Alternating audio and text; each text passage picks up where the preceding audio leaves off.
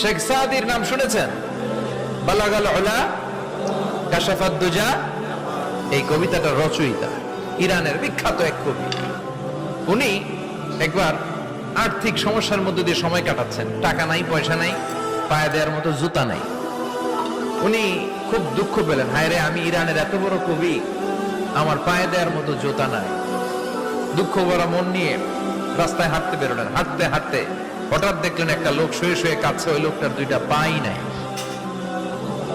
পাই নাই। উনি সেজদায় পড়ে গেলেন, আল্লাহর কাছে ক্ষমা চাইলেন, আল্লাহ অনেক দিয়েছো, শুকর আলহামদুলিল্লাহ।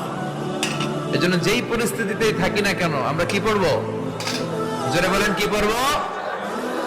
এজন্য কানাতু মিনাল ইসলাম, অল্পে তুষ্ট থাকার নাম হলো ইসলাম। সম্পদ লাগবে কিন্তু সম্পদের পাহাড় লাগবে না, ঠিক কি না? অল্প খান, অল্প পড়েন, অল্প জমান, অল্পের ভেতরে বরকত ঢুকাইয়া দিছে কে? দেখবেন যাদের সম্পদ অল্প তারা সুখী বেশি। জরিপে এটা দেখা গিয়েছে, অনেক সার্ভেতে এটা এসেছে, যারা সম্পদশালী এরা দুঃখী বেশি।